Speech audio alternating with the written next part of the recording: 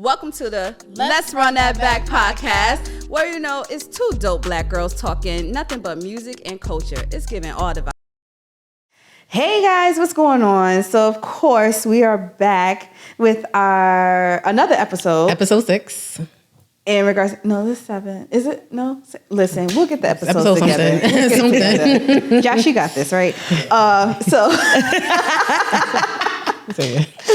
And listen, this is like our little holiday episode because, it's December, guys. And I'm super excited. Well, we're super excited because we've been trying to get you here for a minute. Miss Jionne. Yes, JiJi. Miss JiJi. I'm just, first of all, shout out to you for coming through. Yes, Thank you. Thank you for having me. We appreciate it. We appreciate you, definitely.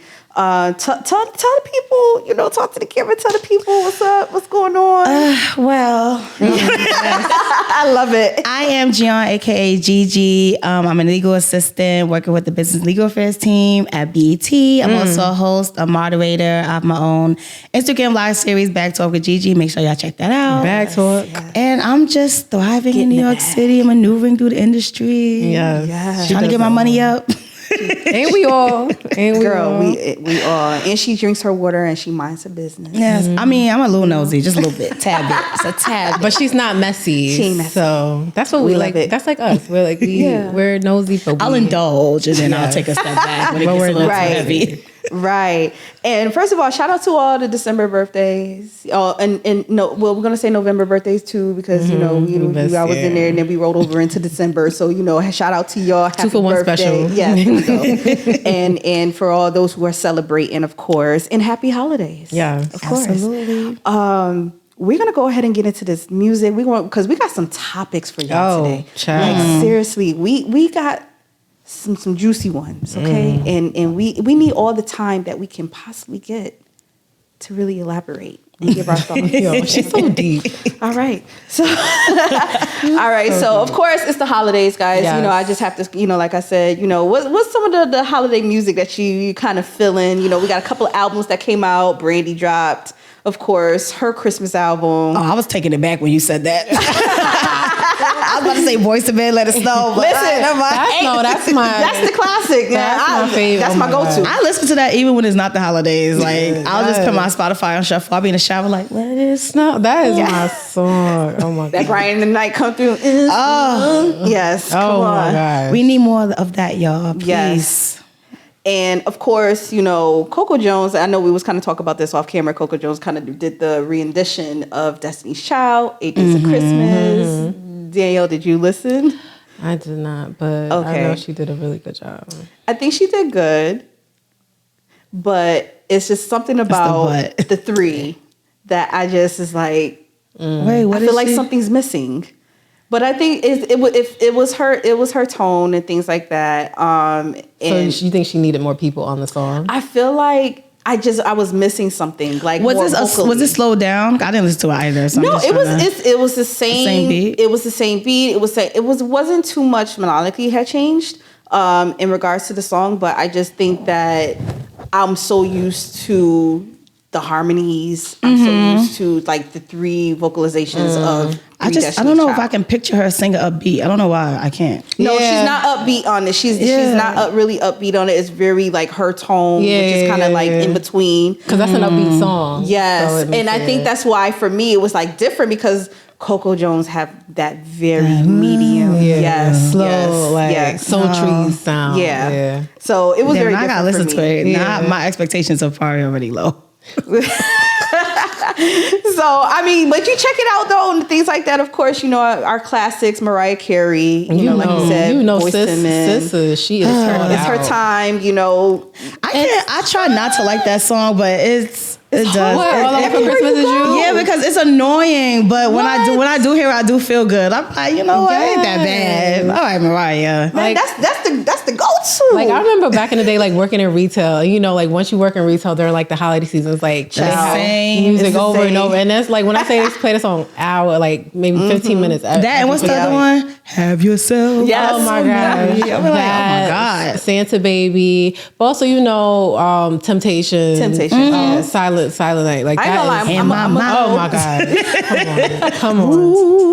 It just reminds you of like growing up in like a black household and just like Christmas when you're like a kid and just like Christmas as an adult. It's different now. Yeah, I don't know. I don't like it. It's ghetto. Didn't one of the Baddie East girls remake it? Oh, yes, T. Yes. She did Santa Baby. Oh my God. She was but like, she said Santa nigga. Yeah, something like that, right?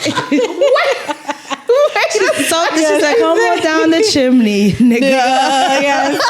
Like, not even tonight. Like, damn, girl. Listen, I don't know what's going on, but give me the classics any day. That's why I teach my son to just listen to the classics. Like this is Christmas music. Like this. I'm gonna let you have your moment, but these. I don't know what that is. But anyway, Yo, picture somebody in like driving, just like playing that.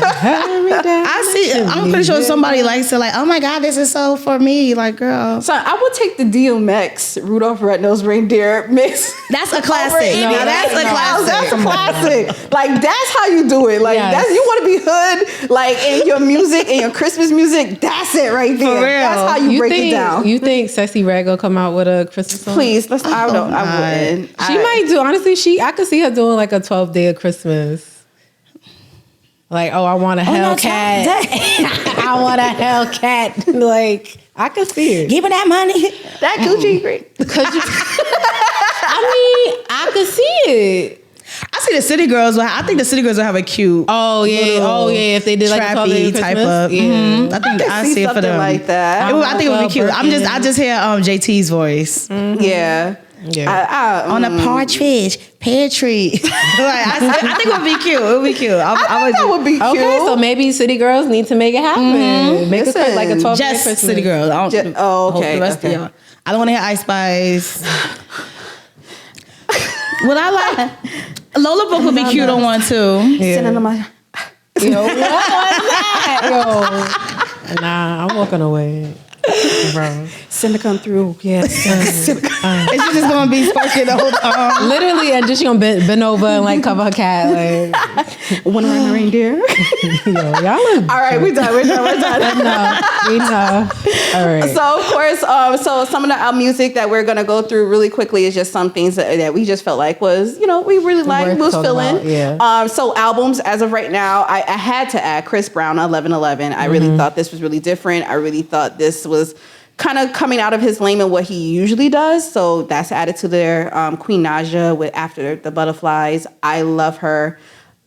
I definitely need to see more from her though. I do. I feel like she's there. She's there, and it's just like it just needs like a kick. I think blame their teams.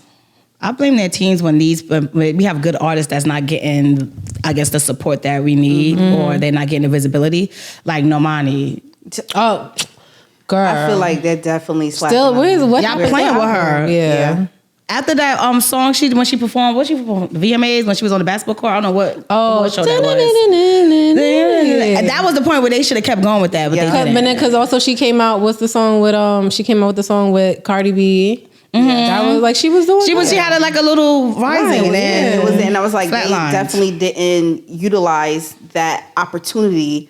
Especially with the marketing. I mean, I feel like she could have got placement. Yeah. I feel like they really could have went in and really just sold her. And I'm just like, yo. They fumbled. And it's so crazy because it wasn't her, like her and Camila Cabello, they were both in Fifth Harmony, right? And I feel like Camila Cabello, like she was, like, you heard her name through everything, whatever. And like Normani, like they was winning. Like as soon as Fifth Harmony split up, that's when she should have catapulted. Yeah. They played. So, and then, of course, Lola Brooke, Dennis' daughter. Right. That is my girl. BK. Yes, no. I love her. I need to see her in acting. I know she have talked about, acting and different things. She was in that show. Good show. What's the show? I think it's called East New York or something like that. It's like a Law and Order type of show. Yes. She had she was like in 2 episodes or something like that. Okay. I think it's called East New York. It might be called something else. Y'all correct me in the comments. I think it is a show called East New York because I think the captain, she, black lady or something like that. And then, I think Jeremy watched it like a couple of times or whatever. I never watched it, but I saw the clips of it. And I was like, all right, Lola. Okay, we got to check that out. Of course, I added Jacob Lattimore Closure EP. Now, I don't know. I don't know. For those who may not know, Jacob Lattimore is actual an actor who performs on The Chi. He's on The Chi. And he has had quite a few EPs that he have dropped. So those who don't know, he does sing. And he is handsome.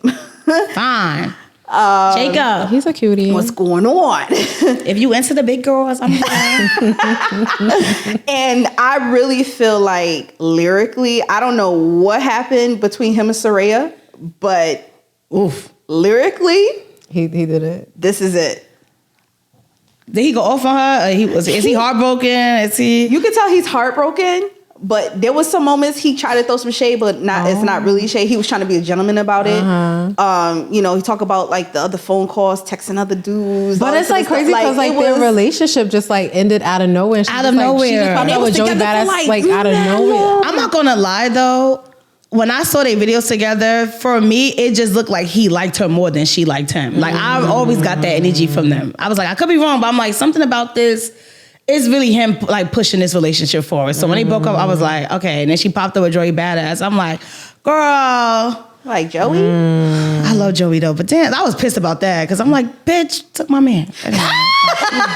Again, twice. No, again, twice.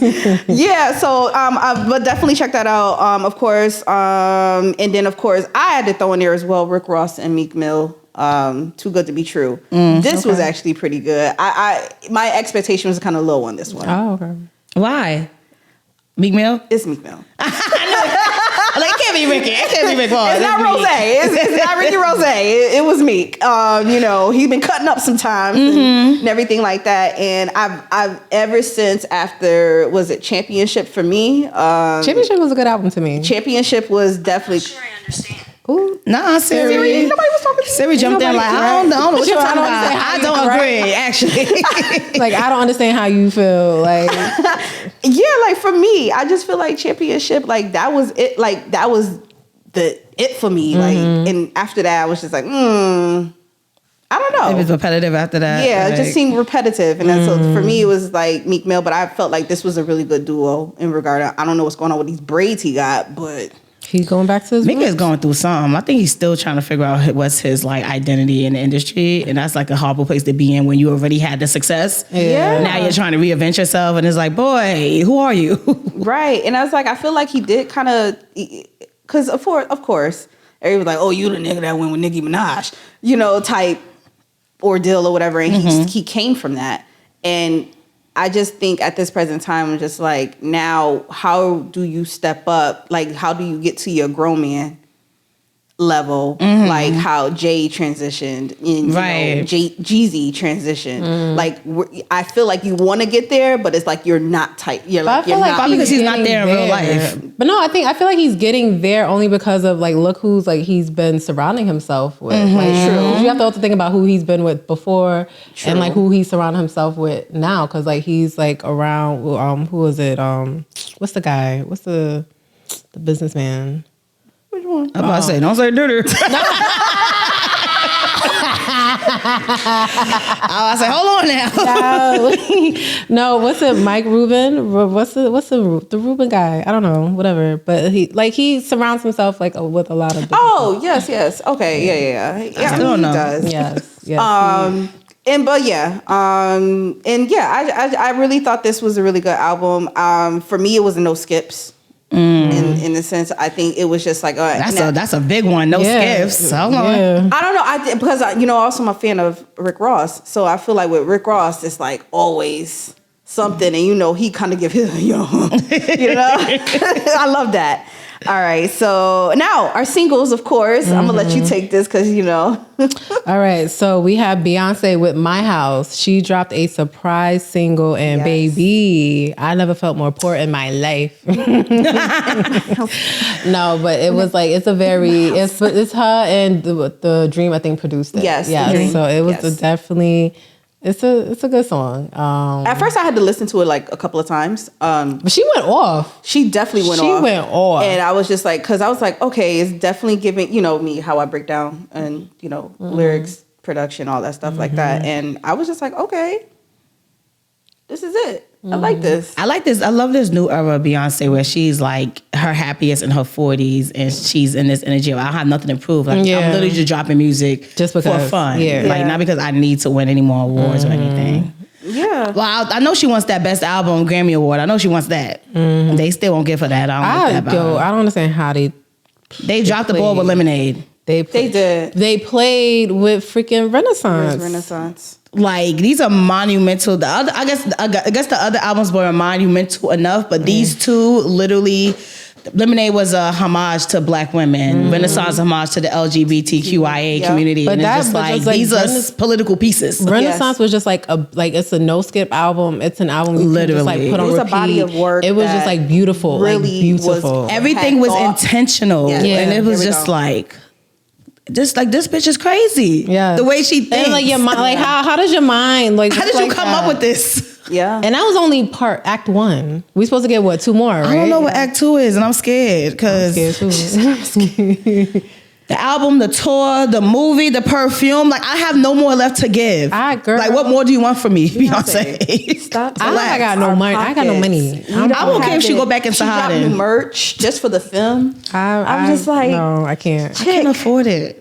Everything about to be cornered. Girl, I can't even do that. Look at, it's the 4 for 4 for me. I'm sick of it. Afterpay, everybody about to be you. I'm tired of it. Because when all the payments hit at once, it's just like, fuck. Oh, that'd be me on payday. Like, I got paid, like, fuck. Thank you for your payment.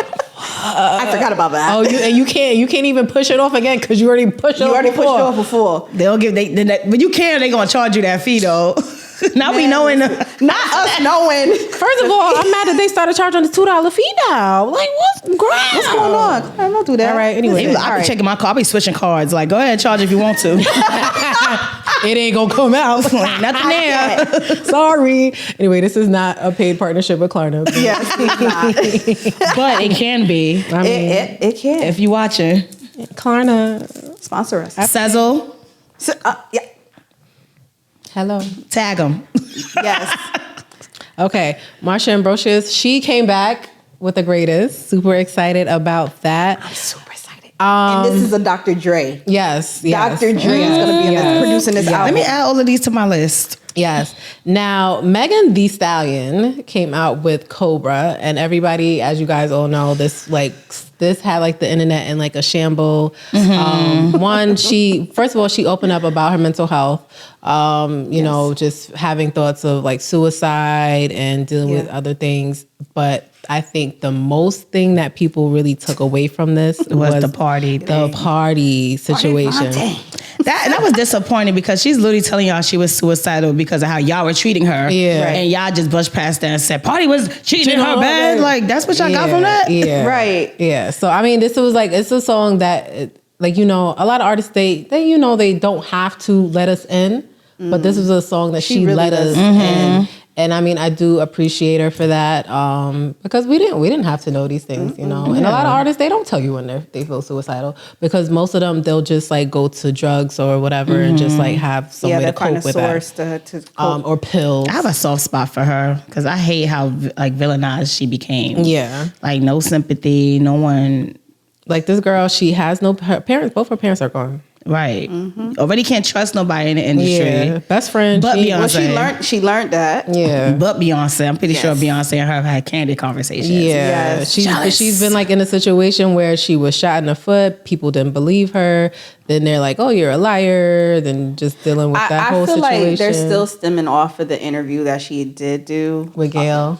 And I feel like, in my opinion, whether she wanted to disclose, whether if not her and Tori had a sexual relations or whatever, or really I said sexual relations. I did not sexual relations with that woman. I just feel like her PR, like they failed her in that interview. Like it was the most craziest thing. Like I feel like they should have gave her before she did that interview. They should have given her a little bit more prep of like prep. questions. Okay, what? Or give her options. You know, this is what happens if you would say that you. But this is my thing. What does it matter? She was shot in the foot. Right. Like it's like. Right. Yeah. So what? Even if they would have, even if then, you know, because we know Gail's gonna do, she's gonna ask She's questions. a journalist, She's a journalist. She's doing her at the end of job. the day. She's doing what she's supposed to do. I feel like that even then, for me, that would have been a response to like, you know, understand a lot of people want to, you know, have a look into who I'm dealing with in a relationship sexually. But the focus is that this person did something to me that caused damage, that caused pain, that caused torment, like from social media down. And she literally was protecting him at first. She wasn't saying who shot her until he was doing the most. Yeah, and I feel like people forget that. Like, oh, she snitched. What? No, she was protecting him, and she finally said, "All right, nigga, since you want to talk shit, you the one who shot me." Yeah, because it's like you have somebody that you think is like your friend that they care about you. She lost her best friend in the midst of all of that. Like, it was just a messy situation. Really a friend, but anyway. That whole 2020 was just a crazy year. And I think my thing is also too, I personally don't think Meg is an angel. I don't think she's the perfect person. But at the end of the day, she's still a victim. Like, who says that you have to be perfect to be a victim? And I think as Black women, we never are allowed to be a victim. They're going to find a reason for why people should not support us or people shouldn't feel bad for us. And it'd be the most stupidest shit. With 4 different dudes. I don't care if a girl had a threesome and was fucking everybody's husband. If the girl gets hurt in anything that something she couldn't control, sympathize with that. I don't give a fuck what she doing. Right. Hello. And that's going to lead to our topics later on. Yes.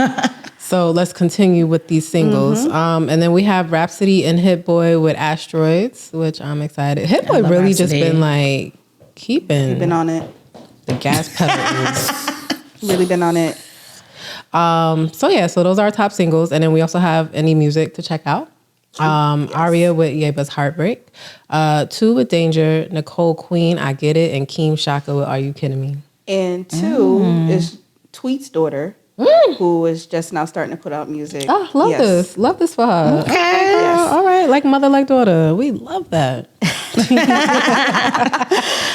All right. So first off, before we get into our entertainment news, of course, we have JiJi here with us, and we just want to be able to kind of embrace in your creativity and some things that you are doing, and we want to bring that to spotlight, which we had the privilege during the summer to have JiJi with us on our women's panel. Yes. She was amazing. Amazing. She shed a lot of light. Yes. And gave a true perspective in regards to, when it comes to the industry, when it comes to media, when it comes to music.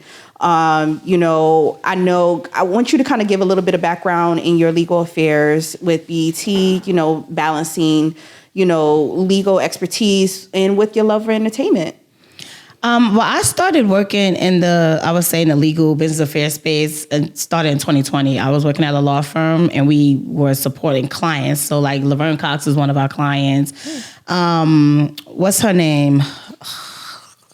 Who was dating Lena Waithe, the bald head, sings beautifully. She played Harriet in oh my gosh, I can see her face. But yes, her, yes. I started there, and at first I just got the job because I was temping at Universal Music Group. Worked there because, when you're not part of the company, when the holidays come and they go on break, I wasn't going to get paid for that because I get paid for the hours I work because I wasn't officially part of the company. And I had interviewed for this job before, like a year before, and they like, yeah, you open? I'm like, yes, where can I start? Can I start in December? Yes, I need the money. But then realizing, this is an opportunity for me to learn the legal and the business side of things and seeing, looking at agreements for clients. We had a lot of actors, actresses, and I learned so much, like seeing how in their agreements they're putting things like, if I'm acting in this film, if I get nominated for an Oscar, I get a bump. Like, there's so many pay raises they can get from the smallest things. Oh wow! I didn't realize negotiate billboards, like their picture being used on billboards, if their name is going to be up there, if their picture is bigger than amongst other people, they have to get paid for that. Like, it's just so many parts of an agreement, in this industry that I didn't know. And then when I came to BET, now I'm on the other side. Now I'm the network where we're working with the law firms and we're working with the production companies. Okay. So like, I guess entertainment law is based on like, I guess who you're supporting on the aspect of it. But then working with BET now, when it comes to a bigger company, how's BT protecting themselves in these agreements? And there's just so many different terms that I didn't know about. And shout out to my favorite VP, Michelle Johnson, who has been kind of teaching me. And I basically take what I'm learning in these different spaces and apply it to myself because I'm a host. Yeah. So I do my own agreements. I have artists who reach out to me and they'll say like, hey, you know, I got this agreement from a publicist, or I got this from somebody who wants to look at my music. And I always tell them I'm not a lawyer, I'm not an expert, but I give them my opinion on what I'm looking at based on what I've learned. And I always point them in the direction of who they can go to if they have any more questions that's beyond my level of expertise. But I just use everything and apply it and just tell, because I've realized people are not fortunate to be in the spaces I'm in. So I try to share that knowledge to help them until they're in a space where they can pay someone to be on their team for that type of thing. Listen, that's good stuff. Good. No, that's good, and that's beautiful that you can take what you're learning from work and apply it to like your personal life and what you have with your business. She be out here working. Because I feel like, you guys probably know when you're building your own platform, I feel like it's hard for me to build my own platform and then my 9 to 5 is not in that space for me personally, because I feel like that passion is going to fall off, or I'm not getting the gems I need to kind of motivate myself to keep going. So being fortunate to work at BET and kind of seeing all the moving parts, all the different departments, PR and marketing, seeing what BET Studios is doing, BET Plus, all these different aspects, and I could pull from all these different things to see how they move and apply it to how I want to move with my own platform and just take these different things. And not to be a competitor, but just because I'm like, I want people to take me seriously. So I have to start knowing the business terms. I have to start knowing who the game players are. And just, so when people come up to me, they're like, oh, she's serious. She got a contract. I don't play no games. It's I always tell people, I don't do deals in my DMs. If you want to have a conversation with me, we need to have a phone consultation, a one-on-one. We could do it on emails, but DMs, that's not where I conduct business. So you have to have a standard for yourself for people to take you seriously. Yeah. Understood. I agree. Yeah. With working in legal with BET, do you want to stay in legal or do you want to branch out or do absolutely something? Not. I do not want to stay in legal. I feel like the only way you can move up is if you're a lawyer. Yeah. So I would have to go to law school and then maybe come back and be counsel and maybe move up through the ranks of, being a VP, SVP, EVP. I don't want that. I have 3 departments that I'm super duper interested in. Ad sales. I think what Louis Carr, who's the president of ad sales for BT, what his team is doing is amazing. And seeing that intersection of client and strategic partnering with people with BT, I think that's something I love because I found out my strength is interpersonal and connecting with people. So I feel like that's the place I would thrive in, is seeing how those negotiations work when we look at what brands we want to work with. Production, I love the hustle and bustle of being on set, being on the red carpet. I love the craziness. I love running around with a chicken with my head cut off. So that's one of them. And then talent relations, again, working with actual talent, working with the celebrities and helping, and when we're bringing them on for campaigns, and I'm blessed enough to be able to work in legal where we have to work with talent relations when we're doing the agreements, but I would love to be on the other side of where we're actually looking at talent, because I feel like if I'm able to be a person who can bring people in, I can be the one to have a voice and say, hey, we're always engaging the same people. This girl, she may not have a lot of followers, but she might have a lot of followers, but she's not really known. The company could take an opportunity to really put her on, and she would be forever kind of grateful for BET because we saw the power in her before someone else got to her. And I feel like a lot of these companies don't really shell out talent of people who's the undiscovered people, the people who don't get the opportunities. They just go for who's already hot. And it's kind of why not spend the money and kind of take on someone and just build them up? You know what I mean? And give them that spotlight and give them their first opportunity, especially as a Black network. I feel like that's where we can thrive and shine in. And that's where a lot of back in the day, that's where a lot of entertainers they got their start with BET. I was watching a Rap City documentary, and I remember Ludacris was talking about how someone kind of just took him on and got him the opportunity to come on Rap City. And I'm just I missed that aspect of we kind of looking at, who's the kind of underground people that's making noise, but they don't have the opportunities. Right. And all of this, obviously now, the whole business ideal of it is okay, we want someone who's already set. We Yeah. can just throw them in there. Yeah. Good. It's Like that means from numbers, everything. Engagements But like and there's a social lot media of nonsense. Yeah, that just influencers probably that just need grooming. Right. And why not Who's be the actually- network that does poised, that? who can really ask the questions, who know how to handle themselves, and correctly when it comes to celebrities and things, or who, however it goes. But it's just this numbers game. Yeah. And I hate it. I feel like that killed everything. I feel like social media killed everything, because at one point what I loved about the pandemic was that how accessible celebrities became. So people were able to easily get celebrities on their show, to do Instagram lives because they were home, they had nothing else to do, and people were getting discovered because more people were paying attention to social media. But I think in the midst of that, the downside of that was because a lot of things were going viral. Brands and companies and networks were just focusing on numbers. Like, this person has this many followers or this. And it's just like, that really doesn't matter, because are these followers buying? I know people who got like 20K followers and they're still struggling with their business because those 20K is not buying their product. Right. So it's like, I get the numbers thing, but it's just like, I wish we could get back to a place of kind of seeing the talent in people and saying, you know what, she may not have it now, but maybe we take her in and groom her.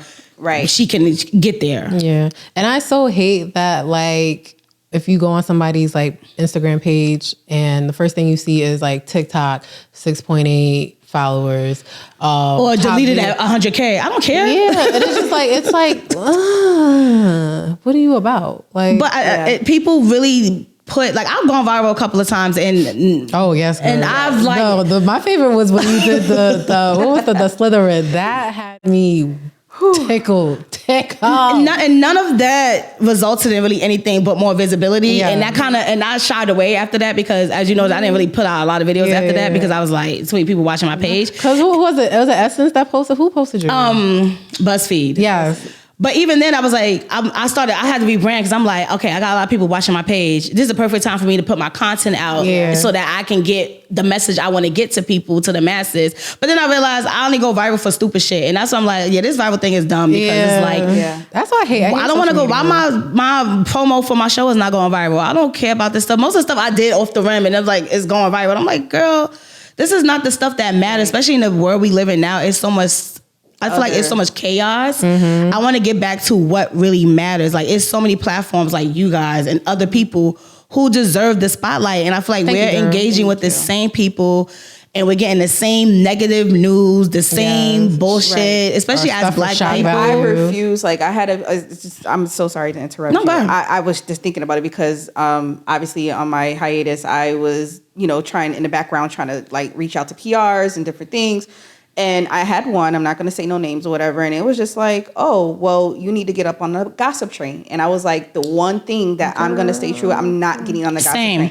I care less how many baby mamas somebody said. I care less who screwed who this week and went to the next week. We have enough blogs and stuff. Enough. And I don't need that stress in my life. And I was like, I don't care. I said, she was like, well, you're focused on just, the music. And she was like, and that's fine. More and I was like, that's what I want. That's what I need. And I was like, and I said, maybe it might not happen now, but maybe it will get eventually it will get back there. What's the quote I always see? Like, I feel like when you're navigating this industry, you move up faster when you just when you not play the game, but you fall into that trap of the gossip stuff. But you stay true to yourself and you grow. You're going to go at a slower pace, but you're going to get there on your terms. Right. And I would always rather that than anything. Right. When I first started my podcast, people be like, I want to be a guest. And I'll be like, well, what's your expertise? Right. Oh, no, we could just talk shit about, that's not what my show is about. And I get that a lot. Like, when I tell people, like, oh, yeah, I do a podcast. And they're like, oh, you should have me on. I'm like, okay, what are you going to talk about? I'm like, because we talk about music. They're like, oh, I thought you should go talk about shit and talk about niggas and shit. And it's like, nah, that's okay. Do your thing. Email us. There was like, oh, I have a book. And I was like, well, that's nice. I'm glad you have a book. Is it anything regarding to music, entertainment, media, like how people can basically kind of get through? Oh no, that's my pet peeve. People, when you reach out to be on people's show, research what the show is about and see if it's applicable to your audience and what you are. If it's not, it's okay. Like, I have people who email me. I don't know why I get these emails. I feel like it's spam. They'll be like, they think I'm an artist. And I'll be like, I'll get DMs. Oh, we get those too. And I'll be like, I don't do music. And I'll be like, what on my page made you think I do music? I saw BET. But where do you see me? I'm dropping a single. Like where? Like do your research. That's a big turn on for me. That's the best way for me not to respond to you when you ask to be on my show. Don't know what my show is about. Like I don't interview artists on my show. I don't. One, because I feel like I want my show to grow more so that when an artist does come on, I'm able to have a lot of viewers where people are going to tap into the music, they'll buy their merch. So right now I'm in the building phase.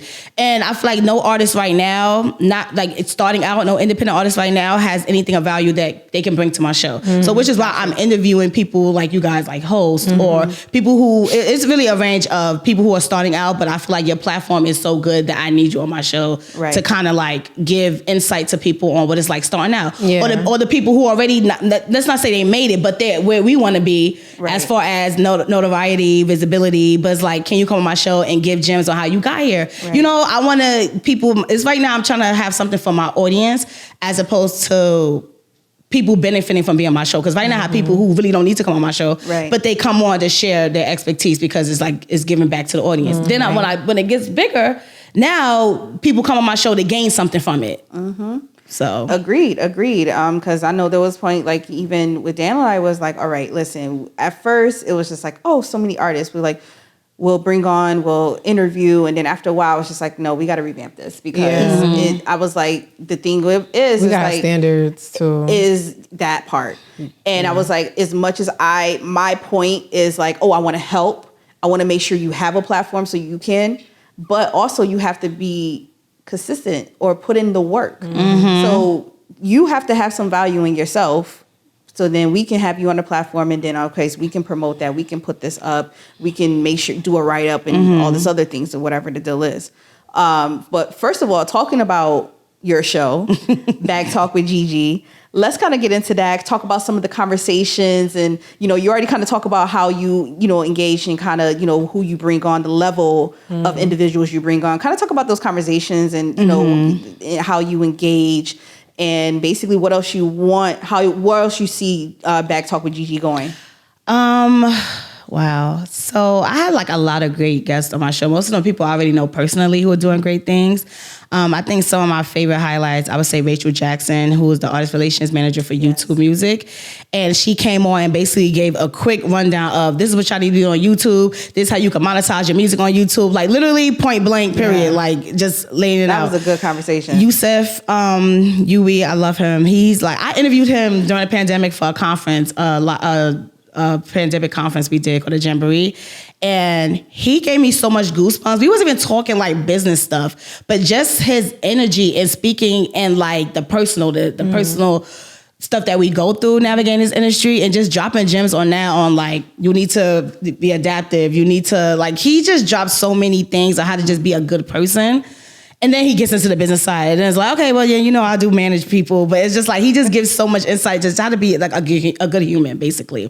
But I think one of my favorites so far, Shanika Taylor, who's a host and personality, because her interview was so emotional and I was grateful that she was able to be so vulnerable with me because she literally was like crying during the interview, taking her back to a place of how she started out being homeless, sleeping in her car, but still trying to be on TV and be a host and be a personality. And now she's on fucking E doing hosting E shows. And I'm just like, it's amazing how your life will turn around. Literally. And I was so inspired by her because I've never gone to a place where I was homeless or anything like that, but I've had my moments where I wanted to give up. I'm feeling like, oh, maybe I'm not pretty enough for this, or going through like insecurities and imposter syndrome, and I'm seeing people elevate, and I'm just like, damn, I could be doing that, and I'm not getting the opportunities, and not really just realizing that it's because of how I move, my standards, my morals. It's going to take me longer to get there, but when I get there, it's going to sustain. And I feel like my path is the reason why I'm going through the hardships I'm going through, because I have to live through it so that if someone else is going through it, I can tell them exactly how I got my breakthrough. And that interview reminded me of that. Like, I was super inspired by that. How do you, speaking of like imposter syndrome, how do you pull yourself out of that? Like, I ain't gonna lie, I'm still struggling with it, but I think what works for me, I have to like take a step back. At one point I would just like hang around my friends and go out and drink and turn up, and I realized that's not fun because then when I come home, I live alone. I'm in my head all the time, and I'm back to that place. I'm even worse now because I'm drunk than when I left, so now I'm extra emotional. So I'm like, that's not helping. But I really had to face my issues head on. I had to like sit there. I like to write, I like to journal. I'm big in manifestation, but I had to just sit in my feelings and get to the bottom of why do you feel this way? What is triggering this for you? And most of it is fear, anxiety.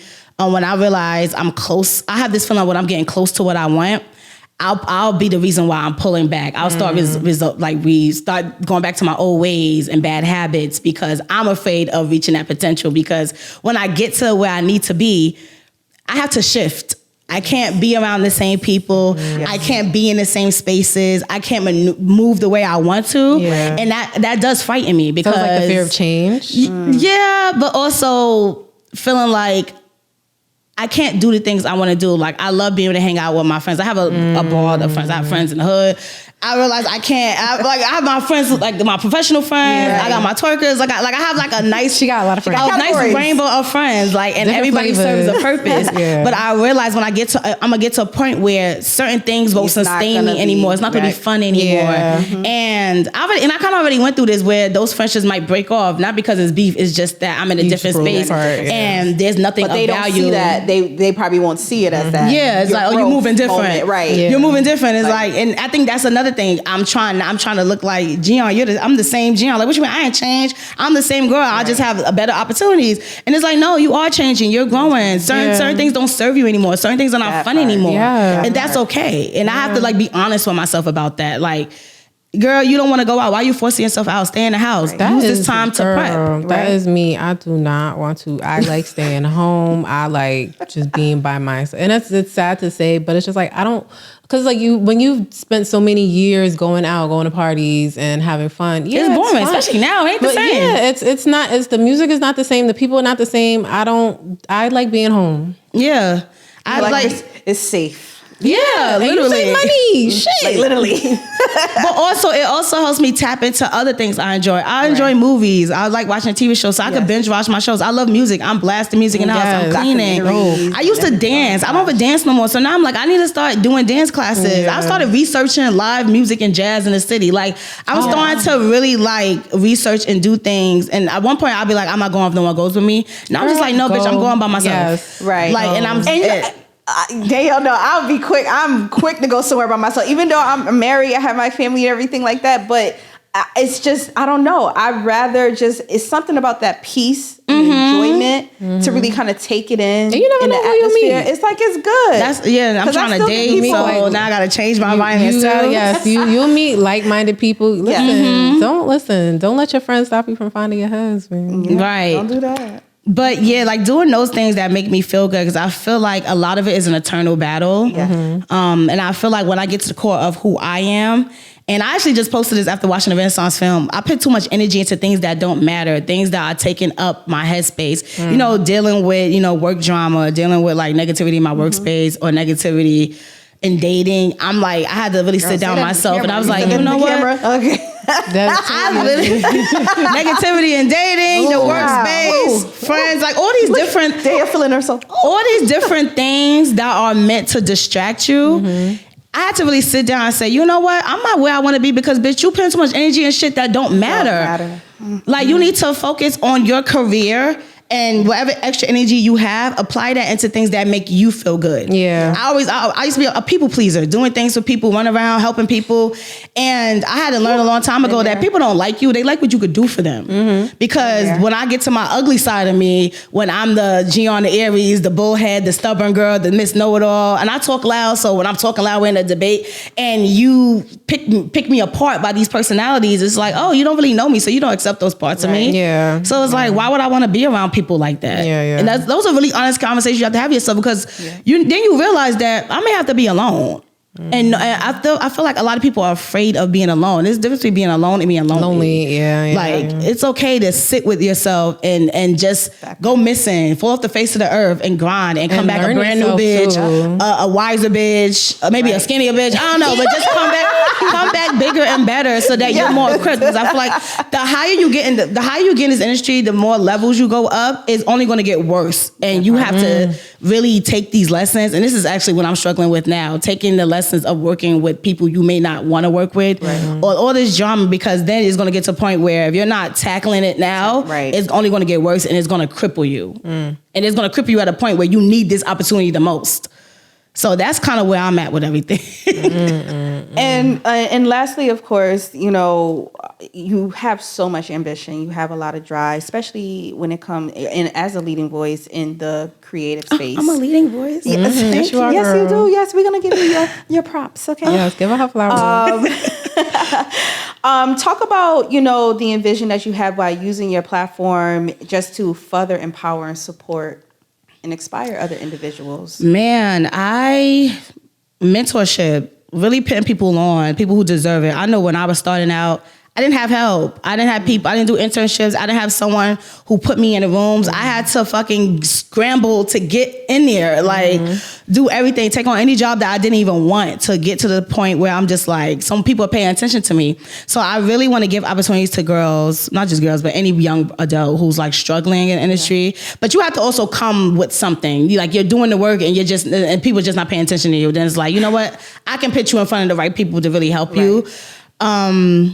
I want my show to grow because I want it to just be a platform where people can gain insight, because I want to have something for everybody. The fashion girlies, the film girlies, the PR girlies, the TV, like whatever in this industry that you want. I want to have a couple of people who've been on my platform. You could pull something from the show. Right. I just want to educate people. And I also want people to realize that you can do so much more just being yourself. Like, I want people to get to the true core of who they are and keep that authenticity as you navigate the industry. Because I know it's hard to want to switch up and be something different. You're seeing opportunities come if you kind of be different. And just be okay with things moving slow by just having morals and standards and integrity and keeping that, because we need more of these people in the industry.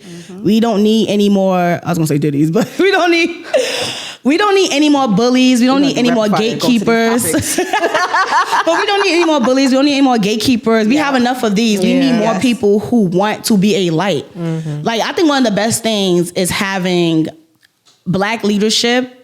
Because I know there's a stigma about Black people in power, and I have encountered those people, and it's horrible to work under them.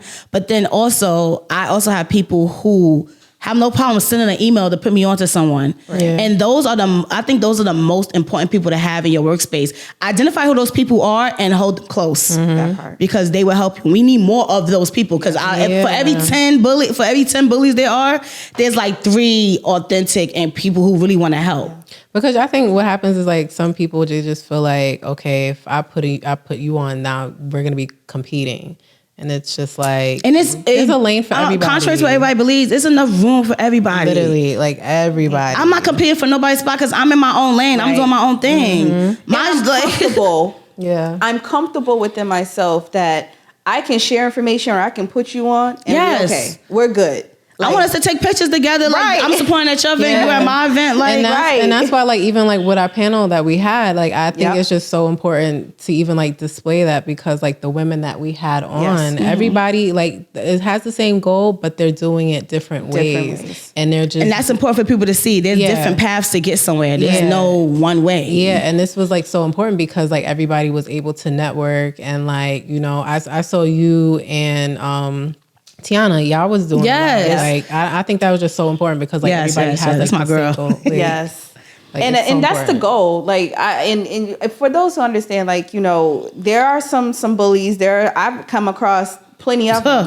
Girl. And the whole thing is just like, when you genuinely say, like, you know, I really want to genuinely build a relationship. I really want to have something like a purpose in this.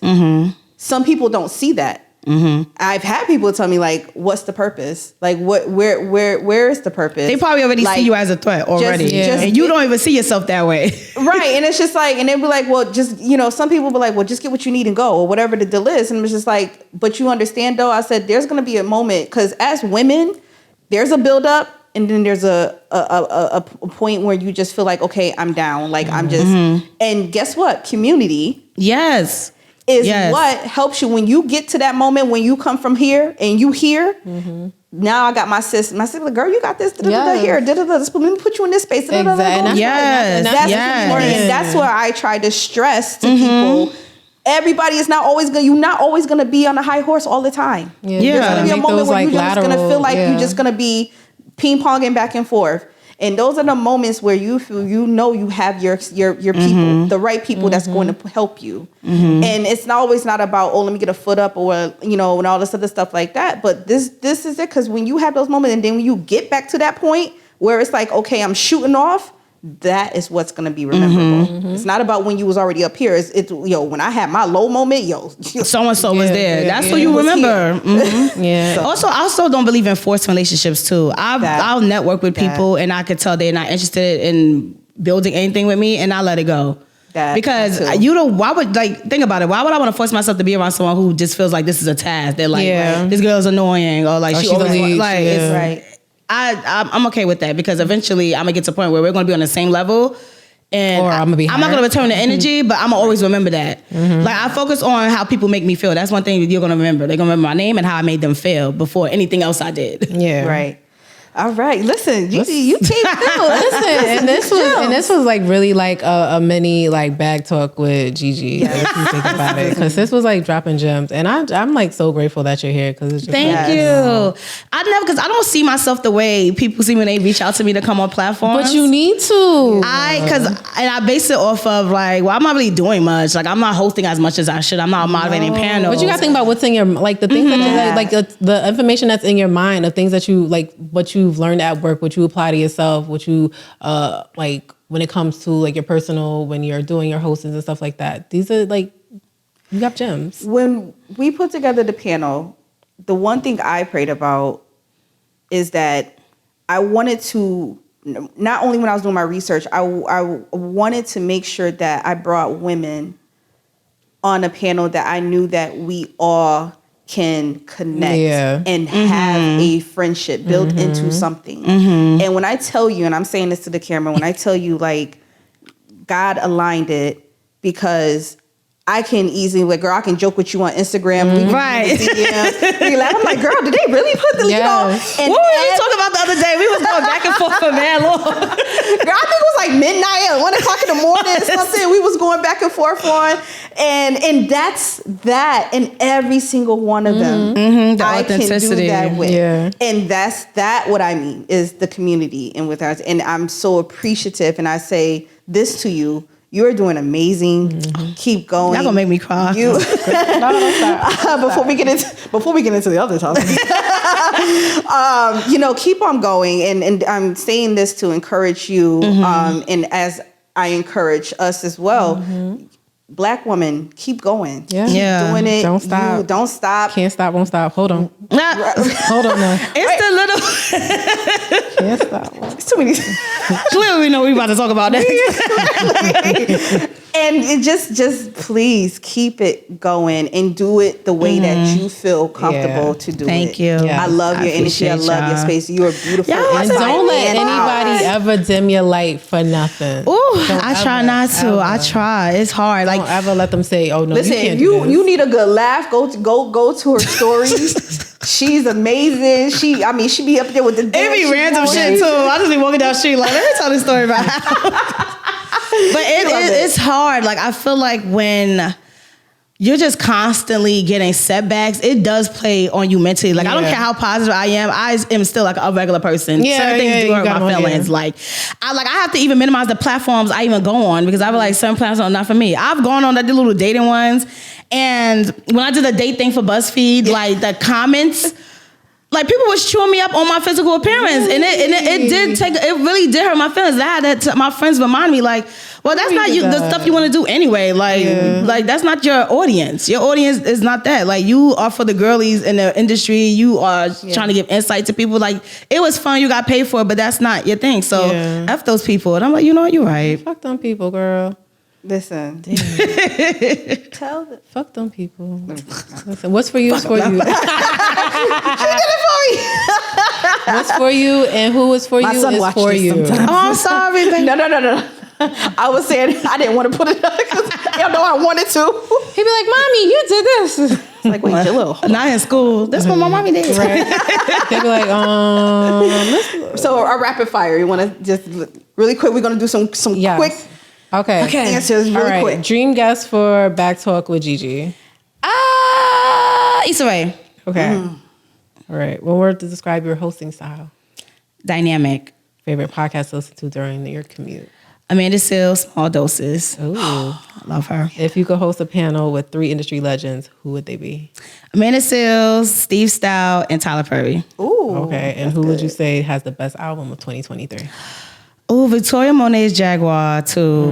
That's gives me my old school feeling. The instruments. Oh my gosh. The writing. I haven't since Renaissance heard an album you could play through it, everything connects. That's one of them albums. Like everything flows. I can't listen to it out of order. Okay. My rap actually was all on Beyonce and Victoria Monet. My rap, I couldn't even post it because my rap disappointed me this year. It's always gonna be Beyonce, but I'm confused. Jasmine Sullivan was up there.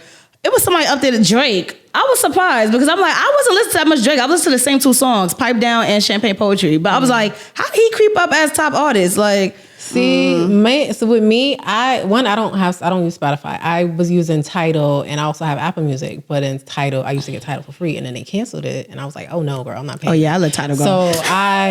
So I was always paying. I was like, I'll go back to Apple Music, and like my Apple Music, it was so weird because like my top artist was Jay-Z, and I listen to a lot of Jay-Z. Like I'll go through periods where I'm just like, okay, I need to, if I'm trying to get my mind right, I'm gonna listen to Jay-Z.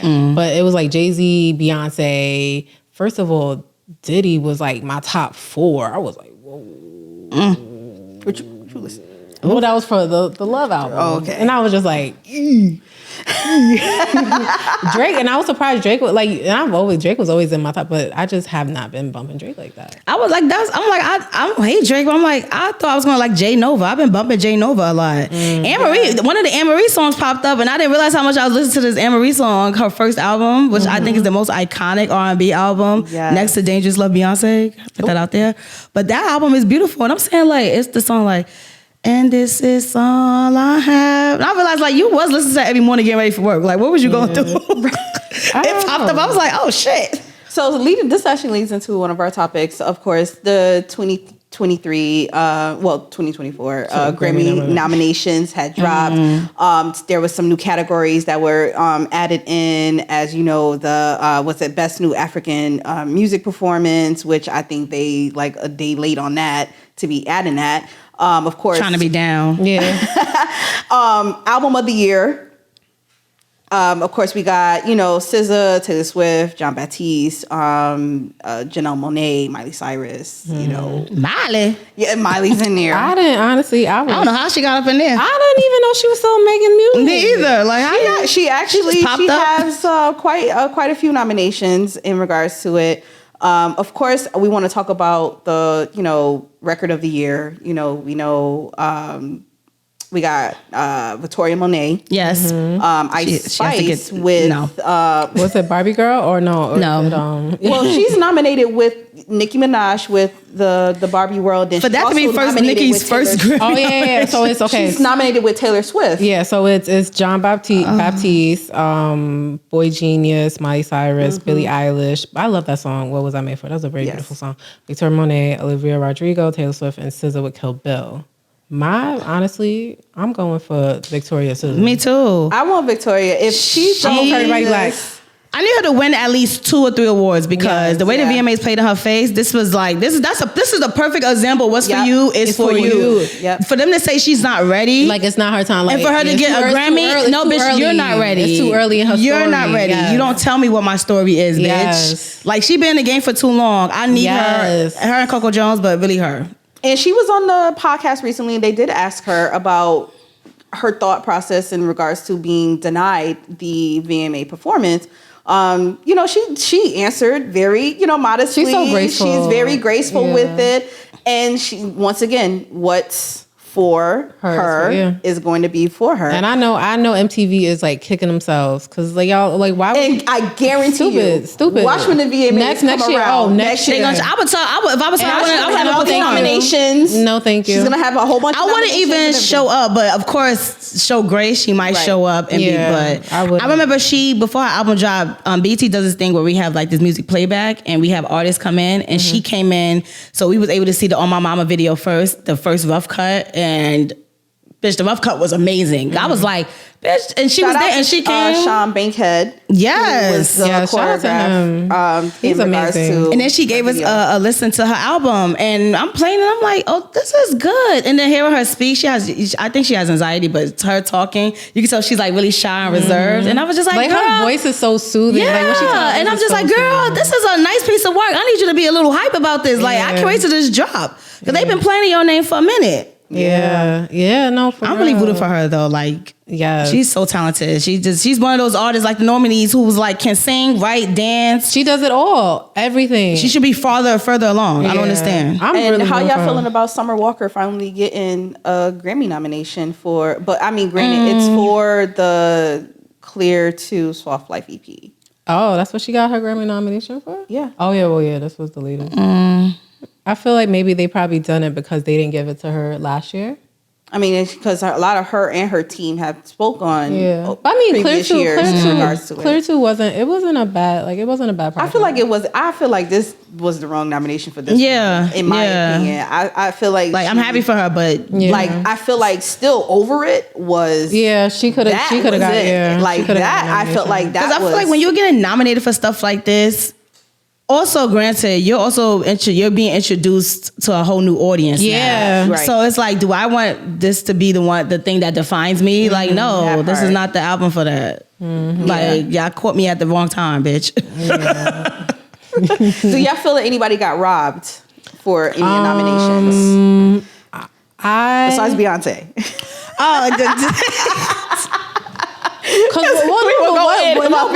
But what would Beyonce have? She don't have anything for this. Well, no, unless she did Cuff It, what a remix. It's because of the live album with the I guess it went into like something with the visual or something like that. What? She has a nomination for what? For Ooh. Oh my God! I failed y'all Beehive because I don't know. Yeah, lost too. I have to look it up. She has a nomination, but it's not in the categories that we want it. It's like one of those. Yeah, it's like one of those like under the ones that they'll show at the bottom of the screen. Yeah. Type, but it's called something with like disco or visual or something like that. I can't. Please forgive me. I don't know the exact category. Here come the B comments. Right. Please don't come for us. Okay. Yeah, I mean, I don't think anybody. Honestly, I really don't think anybody got robbed. In my opinion, I'm happy. Not even Lola. Well, okay. Well, I feel like at that peak of "Don't Play with It," yeah, she should have been. But for next year's, like she could have for "Don't Play with It." It should have been what this year was. Yeah, for like record of the year or rap. Because if y'all put Ice Spice up there, because they definitely for sure. What about Scarlett? I think it's a little too early. Soon? Too early. Same. Like I need to see more of her.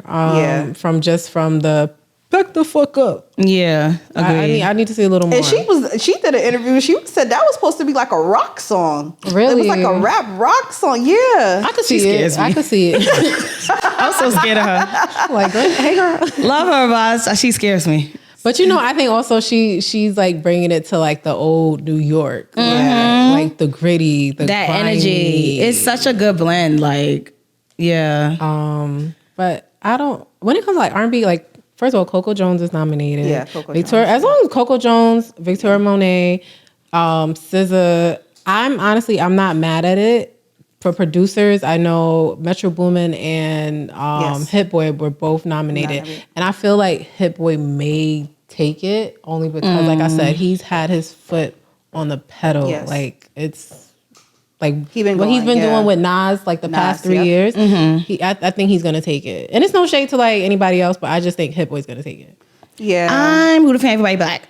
I mean, that's no, for real. I'm rooting for everybody black. For real. Rooting for as long as you black. Woo. Yep. Yeah. Keep hope alive. And of course, Tyler, she got her first nomination. Tyler? Water? For Water, yes. Really? Wow. No. Yes. Wow. What's that, single?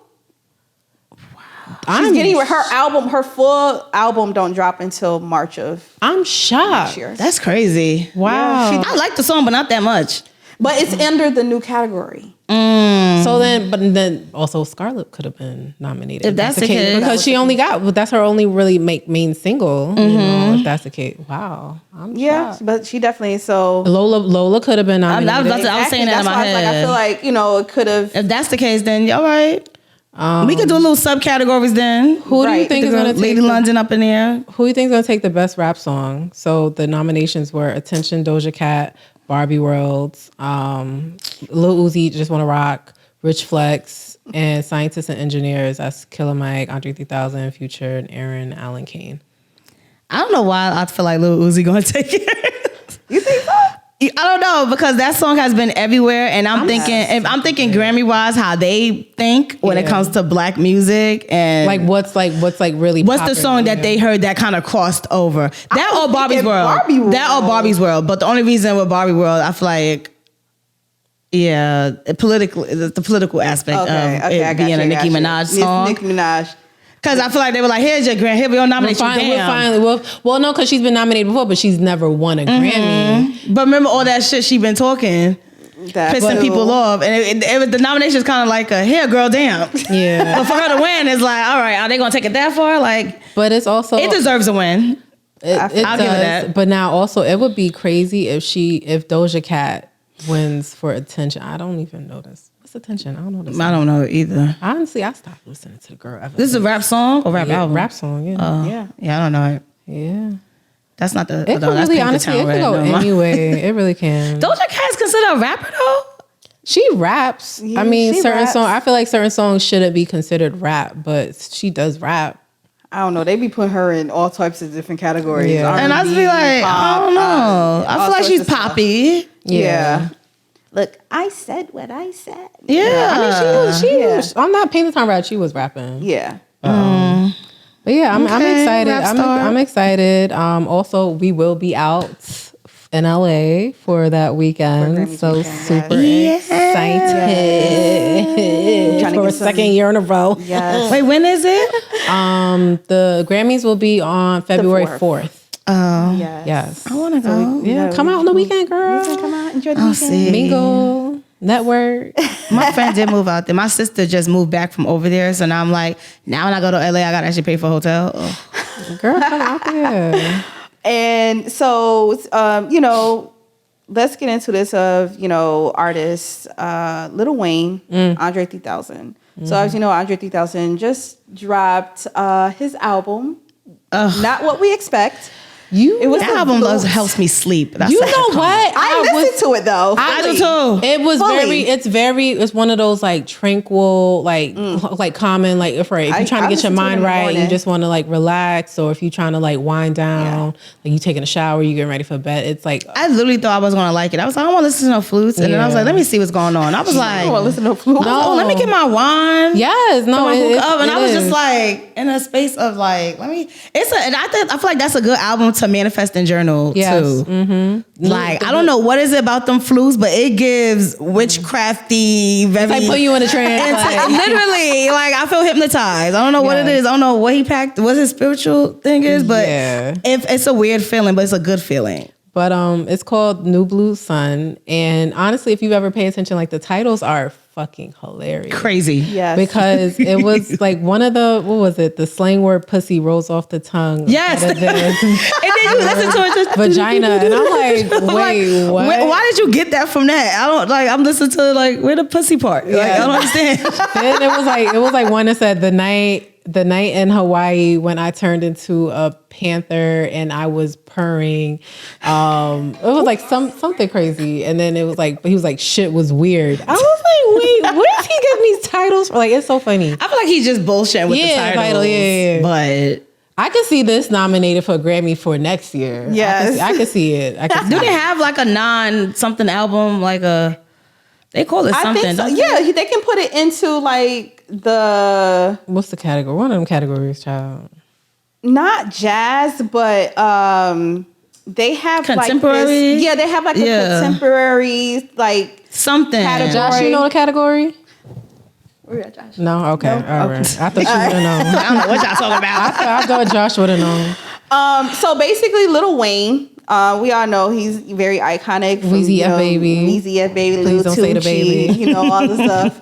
And basically on his podcast, he with Tiger, he expressed that he felt like the statement Andre 3000 made was saying that being over 40, rapping, don't really have anything to say is basically unnecessary. Like he doesn't feel it serves him at this present time. But you know what? That's perfect for Andre 3000 Correct. because that's not what's in his realm. Mm-hmm. There's other people who show, like Nas, who he put out 6 albums in 3 years.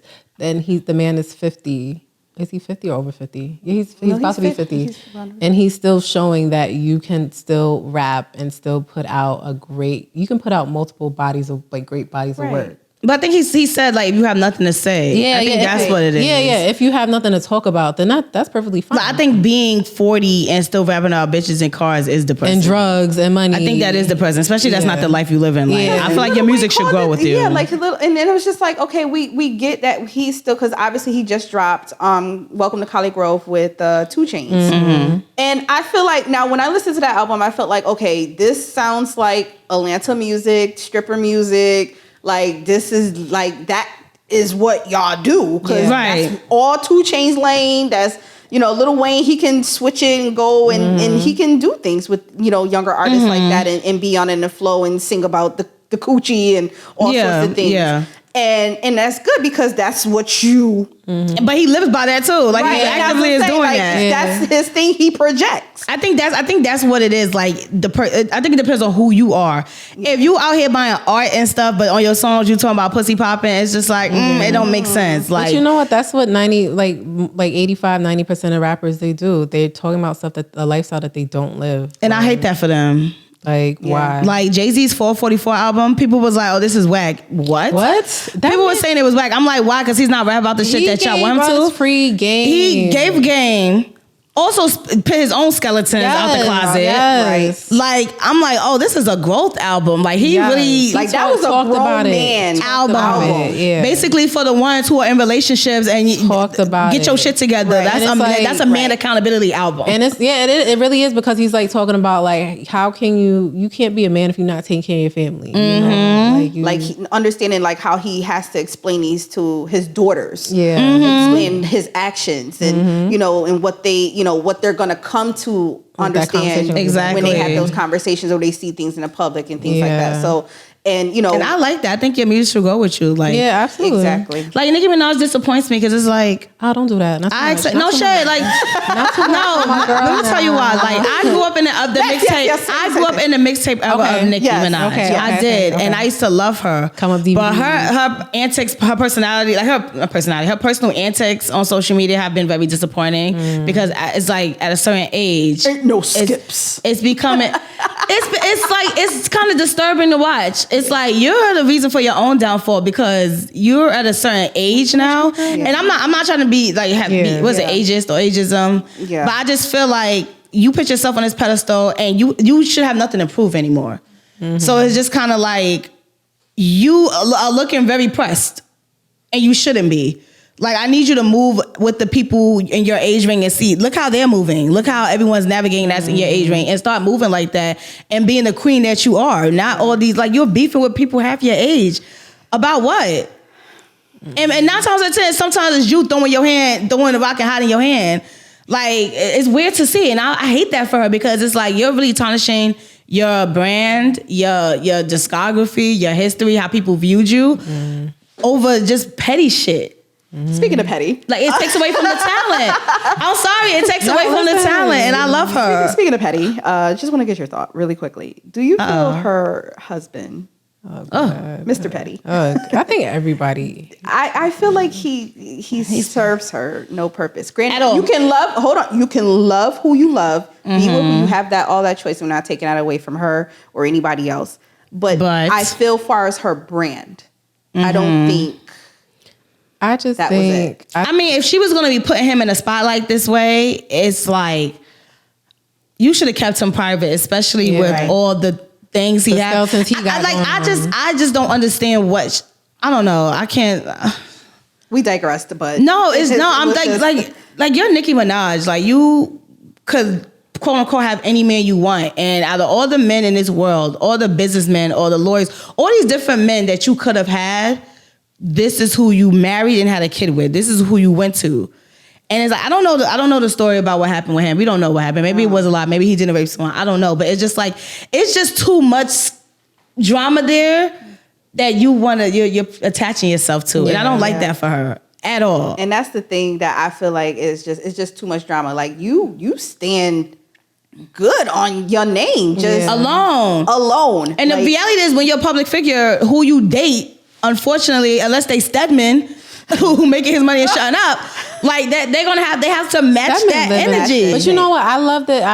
When she was with Nas, when they dated briefly, I loved it. I thought they were so cute. Yeah. I literally said, oh my God, he's gonna make a grown woman out of her. Yeah, I loved it. But I think he said he missed her.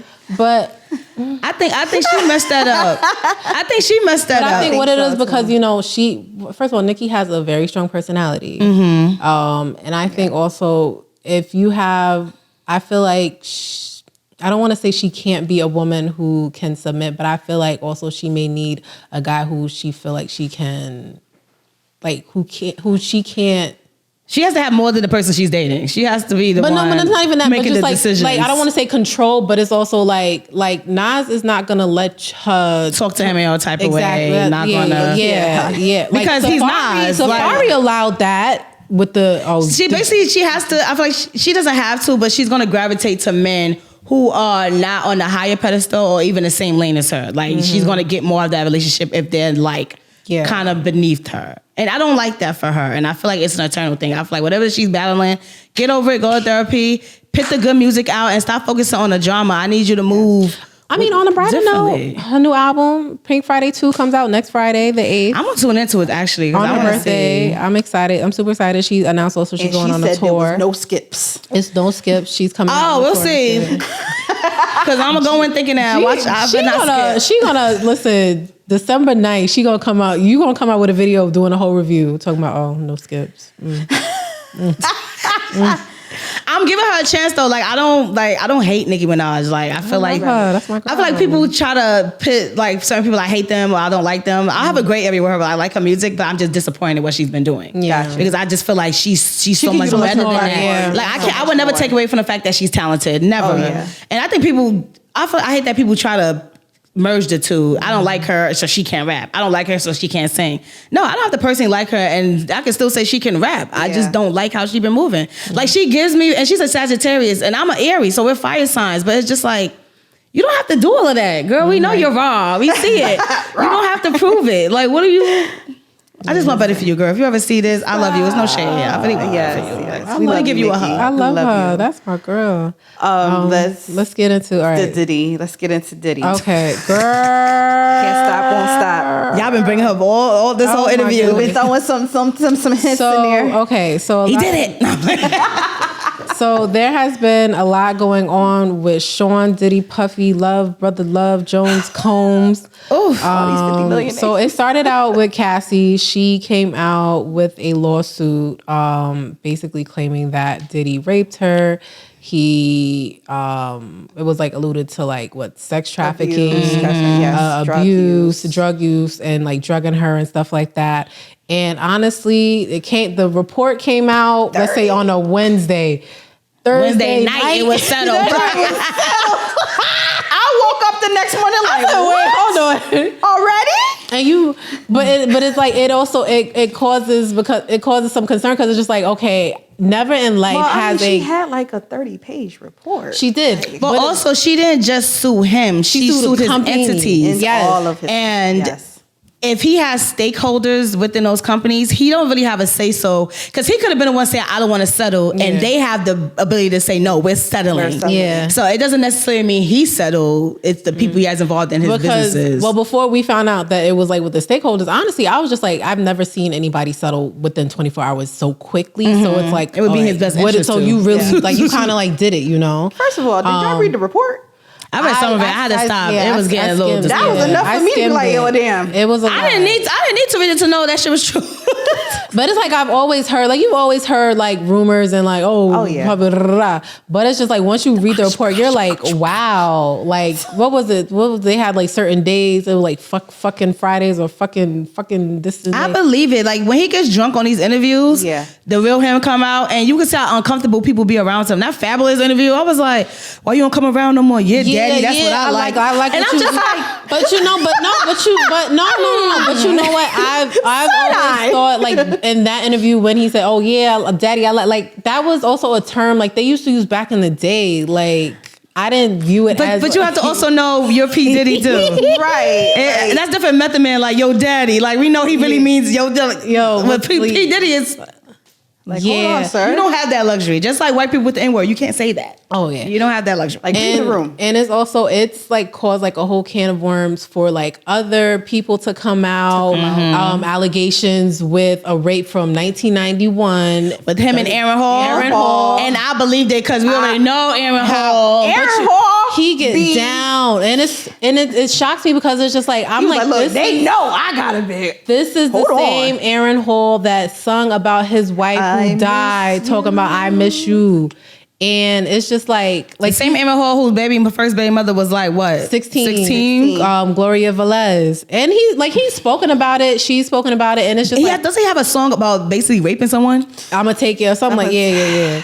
And it's just like, how can I listen to Guy anymore? How can I listen to any Diddy? I can't. The Love album, I loved it. How can I listen to that? How can I listen to any? Honestly, all this stuff coming out about people, it just really shows how also times are different now. But they really let a lot of shit slide back in the day, and that really was part of the game. Like you have to deal with some sexual intimidation or misconduct as women, and it's just like that's sad. And now that people are finally speaking out about it, and everyone's like, oh yeah, we've been with something like that in the 90s, and no one did anything. No one like. No. Well, here's the solid question. In the sense that these people, because we let's look back at the R. Kelly situation. Everybody started coming out once the cases start rolling out, start speaking up, like a waterfall. Everything started coming out. Everybody that was there, that was around him, that was yes, sir. They need to get implicated too. I feel like that those people, and do you feel like those people are deserving to just as much as he gets charged? They should get charged. I think because it's like if I watch you murder someone, I'm an accessory to the murder. Yeah. Right. I think so too. Everybody no one stood up to protect nobody. Everyone is at fault. And I think it was Mark Curry when he did his interview and he was talking about everybody on the payroll. He's like, I was on the payroll, all this other stuff. Okay, and what your payroll is a sentence. And then when that whole Bad Boy separation happened when, Diddy started, letting go artists or whatever the deal is. He dropped a book or whatever, and he's been making statements and saying this. He's like, I've been saying this for years. These things have happened. May said it for years. These things have taken place. And I just feel like, but you worried about a check, and at the end of the day, you gotta live with yourself. Like I saw you morals, integrity, like money. Say, I saw him break him nose. Yeah, money will have people just turn a blind eye to shit, and I personally can never move like that. That's another thing about this industry I'm scared of too. What moving up is that I might have to deal with stuff like this. And I'm a person that's gonna say something. I say shit now. I be on the bus when people don't get up and let old people sit. I'll be like, excuse me, y'all not going, hello, where's your manners? Like I speak up. That's in my nature. And I feel like I'm not gonna get too far because of that. Yeah. Because I can't sit around and watch nasty behavior like that. And it's like I think about like these security guards who have like daughters. Like Diddy has daughters. They really coddle their daughters in the industry. Like, oh no, you can't do this stuff. Why? Because you know there's men like you navigating this industry because you know what you did. It's sad and it's disgusting. And I just hope we're in a new day and age where we can finally be in a point where people are actually speaking up so this behavior can stop, because it's repetitive, it's nasty, and some of the best music is always founded on some nasty sick shit. I mean, listen, R. Kelly had he's a musical genius. But people are like, I can't stop listening. I don't judge people who can't stop listening. Like, do what you want, it's your preference, your life. I personally can't listen to more because it just makes me think of all that stuff, and I don't want to think about that all the time because it's Yeah. sad. Because then I'll be like, well, what if that was me? What is that? Like, I don't want to. I just let it go, and it wasn't hard for me to let it go, like other people. But now P Diddy, they start saying you can't listen to P Diddy means I'm like, ah, shit. So it's like, That's like, what are we listening to? That's It's like all of our 90s, but all of our also, wait. 2000 other songs are. I'm like, hold on now. Wait a minute. Because now remember they were supposed to do a Bad Boys versus So Def. Yes. That's obviously going to be done. He's nominated for a Grammy for the Love album. What happens with that? Is he Right. Does that nomination get taken That's what it's away? called, a morality clause. Okay. There we go. Oh, I'm glad you thought about it. It was something we talked about off camera. But yes, I'm like, those type of things in the agreement that they have a morality clause when they give him these albums where, you have to act a certain way morally. If you don't, we'll snatch that award back. Like, I wonder. Yeah, are they going to pull his nomination? I mean, and he's been like off the grid. Like, you have not seen. Well, there was a picture I saw That supposedly was staged. like he was like looking so like down in the. But real talk, I know he's frazzled. I know He's stressed. because And then especially the day this was like back in the day, he probably wouldn't be. Oh, ain't nothing gonna happen. But he's seeing the downfall of all the Harvey Weinsteins, the R. Kellys, all Like, these people are gonna literally speak getting their up. just due. People are speaking up. People are, they're tired of seeing bullies and Yeah, and honestly, men with power. yeah. Money that think like they can get away with things. And honestly, in my opinion, I'm glad. I don't care what nobody said. Kat, they was like, oh, she was gold digging or whatever the deal no, is. she was brave to do it. She was brave to step up to say something. Because that opened the door for other people. Yeah. Because I feel like people were waiting for her because she's the one who could confirm Because they probably everything. saw the worst of it with her. And they keep on saying, well, why? She went back because there was a point she left.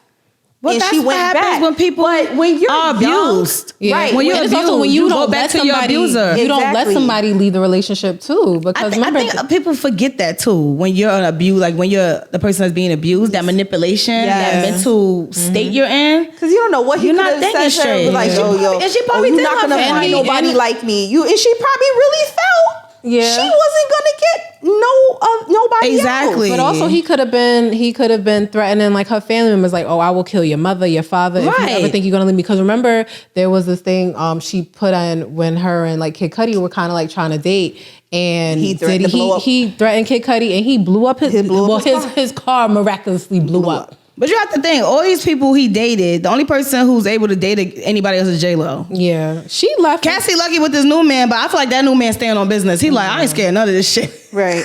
I feel like he pushed her to do it too. I feel like he was motivating her. But she in one a close, not her per se, but a close friend stated that Alex Fine, which is Cassie's current husband, supported her through a lot. Like he ran I think it was the a marathon for sexual assault or abuse women.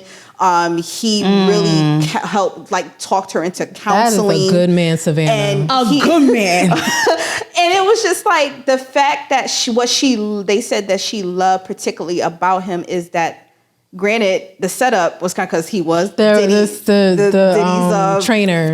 Yes. Oh, they were having some conversations while they was training child. Right. Yeah. And she found shelter in him, like a safe space in him.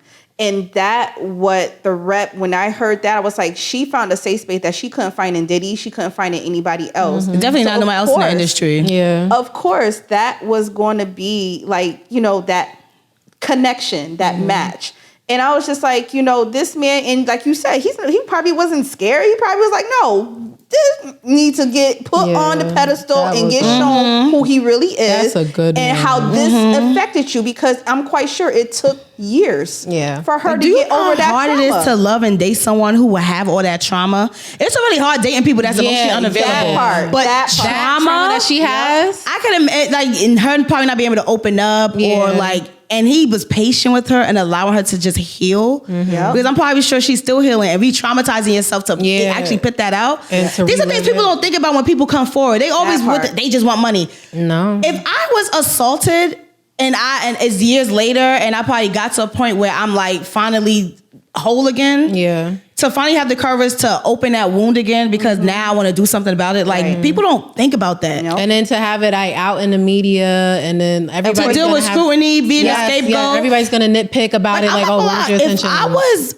like the R. Kelly thing. If I was one of those girls, I wasn't speaking up to someone else did because I don't want to be the face that started it all because I don't want to have people digging into my life and my family's being attacked. Like, that's a scary thing. Yeah. So the first person to speak out is, to me, is always the hero because then you make it a safe space for now. I'll be like, she said something? Okay. I'm going to say something. And now I have someone I could kind of like relate to. And, we in this together. We could be each other's support. But by yourself... That's so kudos to Cassie, man. Yes, I give her all her props. And then, of course, we have people that speaking out, the security guard, and then, of course, the controversy in regards to, around Kim Porter's death. Like, could he have some involvement in that? I firmly believe he does, but that's just my opinion. He did it. If something happened to Kimora Lee Simmons, baby. I feel like we should get what we can get from these security guards, but also like let them get their little fame, let them talk because they're spilling all the tea.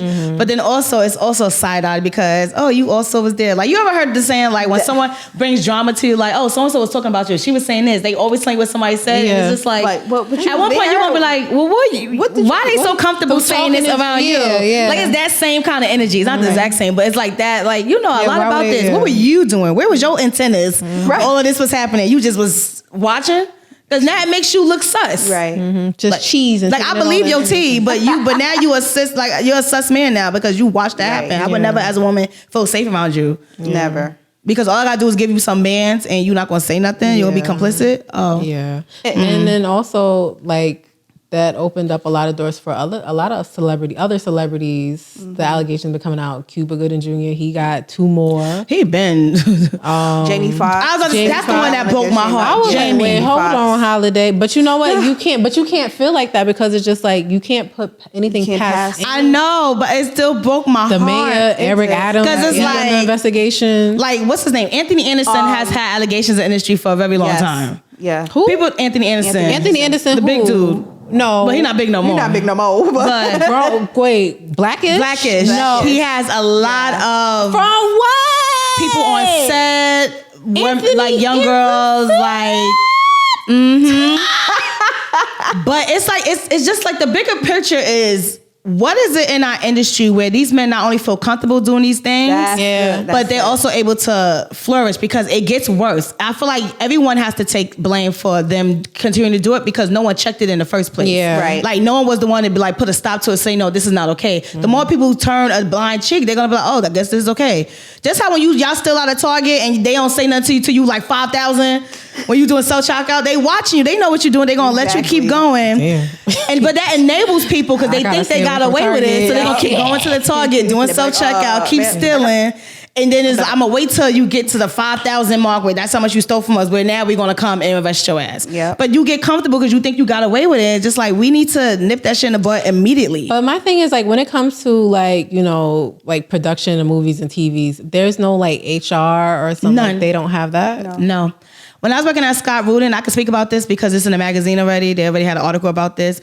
And he's notoriously known as a very abusive producer. He breaks laptops. He left one of his assistants in the street on a highway. He threw something at somebody's head.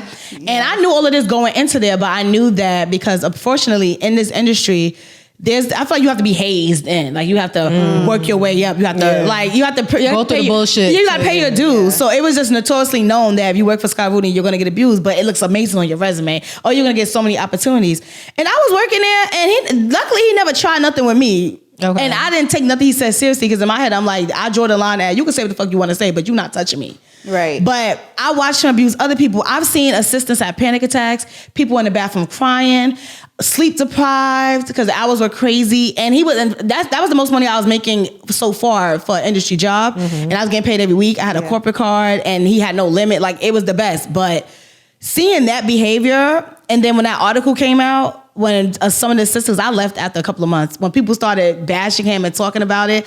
And now people are looking at the film industry as a whole, like all the people who worked with him, all the people who came to the office who saw how he treated his assistants. Y'all all complicit and y'all all are not even an ally, but y'all all involved in this as well because y'all turned a blind eye. Y'all still worked with him. Yeah. You didn't say, I'm not gonna work with you until you treat your assistants better. So all you people around these people in the industry who are sexually abusive, who are mentally abusive, doing all these things, that has nothing to do with the art that we're trying to create in music and film. y'all have to play a role in that. I think that they should, you know how like they had the whole, the actors had what's the shit called? The morality clause? No. Like, I finally figured out what it was, and now I keep saying it. No, when they had the actor strike, I think also what should have been included, I don't know if maybe they did, but they should include some type of like HR on sets or something like that. Because I think that like, just like if I'm working a regular corporate job and my manager tries to hit on me, you can go right to the HR department. Exactly, and it should be and like that for every company. The HR is supposed to be whoever the manager is there, or I guess the executive producer would be the HR person. But sometimes those are the people inflicting. But you need somebody who is like who's not a third party, like someone. Yeah. But you know, also they're cheap. They want to pay for that. I know there are HR professionals who probably contract, but even just people hire them, for like a production company, like say like if it's like Universal or whatever studio, like they should just have like a general. I feel like bigger companies probably do. Oh, but smaller ones don't. Because Scott was a small production company. He didn't have an HR person. Our manager was supposed to be the HR person, and she was. And what was he gonna do? She wasn't gonna do nothing. She was scary, and she was weird. Me and her were the only two black people in the office, and she talked about me to other people, and people always told me about it, and it was weird. Like, what are you talking about before? Like, it was weird. She was telling people I was lazy, and they're like, Jionne lazy? Like, but she running around with a chicken with her head cut off. She like, she would be the first one here. Like, that's a different story. But like, that was supposed to be our HR person, and she's not the safe space. So it's kind of like, who do you talk to? But that should be a standard where no matter how small the company is, you have to have in your budget a person that's a third party, not someone who wants to be in the industry where you could pay off. Someone who has nothing to gain from this, who just generally enjoys human resources and making sure companies are following the code and people are just operating the way it's supposed to. They need that. But I mean, would that really change anything? Or maybe because the person has to actually report it. But so, all right, aren't they the actors? They're unions, right? So should they be able to go back to their union reps or something like that? Honestly. But like she said, it still starts with they have to report it. They have to say something to somebody. And sometimes they may be scared, intimidation. Like, because it's like before I get to the point of calling the cops, I'm still in the atmosphere of where I was harmed. Yeah. Right? So there's so many things that's the factors before I get to call the cops and make this a bigger thing. Like, I'm scared. I gotta get to a safe space where I feel safe to even speak about it. But yeah, it's just honestly, it's just really unfortunate that this is it's 2023 and we're still dealing with this type of thing because Diddy's. I feel like there's more Diddy's operating right now. Oh yeah, there's definitely more. Half his age operating like that. What do you think something's gonna come out with a certain particular founder of Def Jam? What are you talking about? Who I think you talking about? No, Russell Simmons. Russell Simmons. Child. Because I know like Amanda Seals has spoken about under the light too. Interscope executive. Jimmy Iovine. There's one more. It's like not only are y'all not paying people, but y'all raping and abusing. It's like, can y'all pick a struggle, please? Like, I don't want to be. It makes me not want to be in this industry because it's like at one point I have to realize I might come across. I have yet to come across any type of stuff. Thank God. Thank goodness. I don't know. Maybe they're not attracted to me. Keep it that way. No, God is just covering you. That's what it is. Oh, because. Well, I mean, I haven't come across anything like that. Don't put your hand in. Right. But I worked for. A particular executive. This was some years ago. This is right before I transitioned. I was working for Hits Committee. It's someone I should know. Myth Hits. He went by Myth Hits, and he was married to Toya. Myth Hits. Yeah. The one with K. Michelle and they didn't believe her. Yeah. But Vashida. I mean, that was the only most that I've been in that person. I mean, he never tried anything with like me or nothing like that. There's a lot of things you had to like cover up. Which I was covering up. She like, girl, rush over that. We'll talk about that off camera. But then when they laid off his whole label. I transitioned over to Red Music right before the layoff happened. So I was thankful for that or whatever the deal is. But he was hardly it was just weird. Him and his attorney was a little weird. But that was like the only thing, whatever like that. But I never really talked about it as much because I remember when K. Michelle first came to the office. Like beautiful, just bouncing around the office Youthful. and Vibrant. just That very industry will vibrant. fuck you up. And I mean, she was singing in the hallway. I'm just like, oh my God, your voice is so amazing. And yeah, but I think that in my opinion, and from what I saw, I think that he was like the golden child at Sony. So people with money gets away with everything, and I hate it with so much. I'm broke, so I can't get away with shit. But it's also, I don't want to. Like, I don't. It's scary to think, because I also am like, am I mentally and emotionally strong enough to deal with that? And that's like, I've been like working hard, like doing that attorney work, because I want to get to a place where that shit don't faze me. But it's like you said, this industry, you come in so vibrant and happy, and it will leave you, if you let it, drained, broken. You didn't get nothing out of it. You done wasted your time. And I don't want that to happen. Yeah. And of course, now, before we wrap up, like, I just want to say, like, you know, I really want people to also understand their limits. Yep. I think that sometimes, I'm trying to phrase this in the sense of just know what you can handle, know what you can take. Because when you're working with people in these spaces and things, you know, somebody may be, you know, a little handsy, or somebody may be a little this and all this other stuff, like it's okay. Speak up. Say something. Know your limit. Know your what's the Stand your ground. That. And it's just like it's okay, because don't think that, oh, I'm not gonna get another opportunity. I'm not gonna be in another space like this. And I think that's the fear in which a lot of people think. Like, I'm dark skinned, I'm thick, you know what I'm saying, I'm a wife, I'm a mother.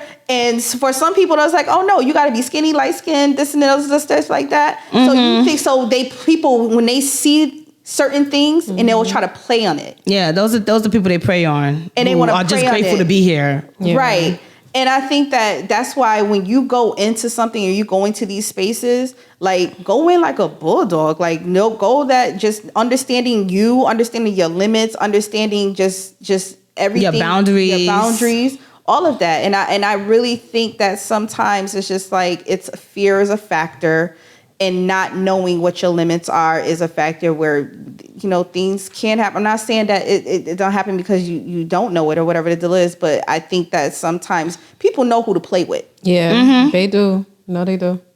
So, and I think that once we start really understanding us and what we're going to accept, we can go in these spaces a lot stronger and better. Amen. I agree. And be yourself. Be authentic. Don't switch up. That part. I hate when people switch up. It pisses me off. It was something else I was going to say.